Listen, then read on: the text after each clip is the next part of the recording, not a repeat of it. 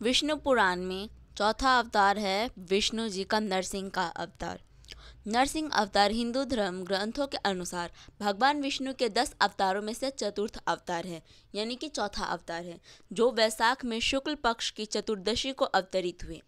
पृथ्वी के उद्धार के समय भगवान ने वराह अवतार धारण करके हिरण्याक्ष के वध किया। उसका बड़ा भाई हिरण्यकश्यप बड़ा रुष्ट हुआ। उसने अजय होने का संकल्प किया। सहस्त्रों वर्ष बिना जल के सर्वथा स्थिर तप कर ब्रह्मा जी संतुष्ट हुए। दैत्यों को वरदान मिला। उसने स्वर्ग पर अधिकार कर लिया, लोकपालों को मार भगाया, स्वतः संपूर्ण लोकों का अधिपति हो गया। देवता निरुपाय और असुरों को किसी प्रकार से पराजित नहीं कर सकते थे। हिरण्यकश्यप के 4 पुत्र थे।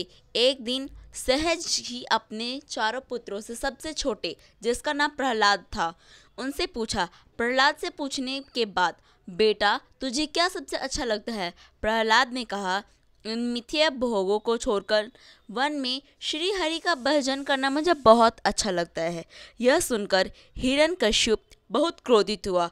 उसने कहा, इसे मार डालो, यह मेरे शत्रु का पक्षपाती है।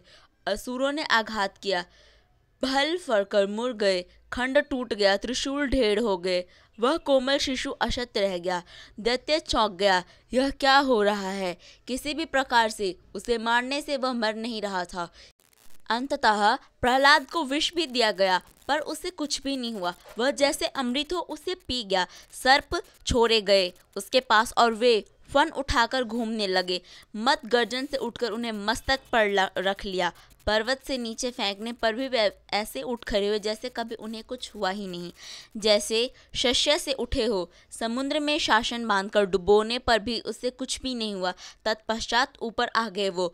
घोर चिता में उनको लपटे शीतल प्रतीत हुआ। गुरुपुत्रों ने मंत्र बल से कृपया राक्षसी उन्हें मारने के लिए उत्पन्न किया। उस राक्षसी को वरदान था कि वह अग्नि में नहीं जल सकती है। गुरुपुत्रों की प्राणहीन कर गई। प्रहलाद ने प्रभु की प्रार्थना करके उन्हें जीवित किया। अतः हिरण्यकश्यपु ने प्रहलाद को बांध दिया और स्वयं खड़ंग में खड़े हो गए और कहा, तू किसके बल से मेरे अनादर पर तुला है? कहाँ है वह? प्रहलाद ने कहा, सर्वत्र। इसी स्तंभ में भी प्रहलाद के वाक्य के साथ दैत्य ने खंबे पर घूसा मारा।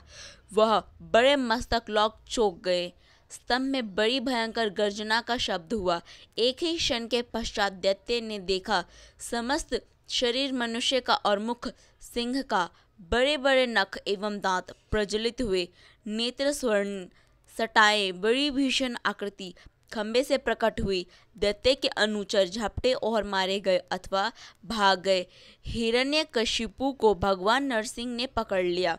मुझे ब्रह्मा जी का वरदान दिया है, ऐसा हिरण्यकशिपु ने उन्हें जो खंबे से निकले थे नरसिंह अवतार को कहा।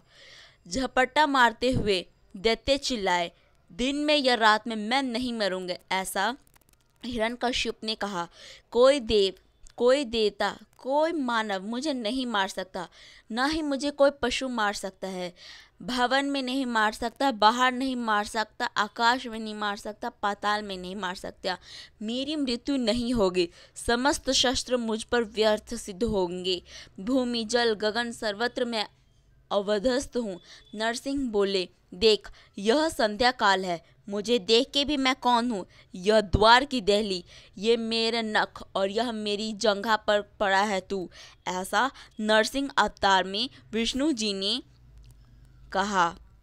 अट्टहास करके भगवान के नखों से उसके वक्ष की वेदना कर डाला।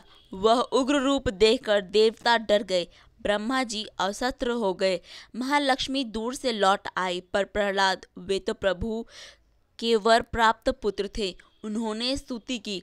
भगवान नरसिंह ने गोद में उठाकर उन्हें बैठा लिया और स्नेह करने लगे। ऐसे ही विष्णु पुराण के चौथे अवतार नरसिंह अवतार की कथा यहीं पर समाप्त होती है। धन्यवाद।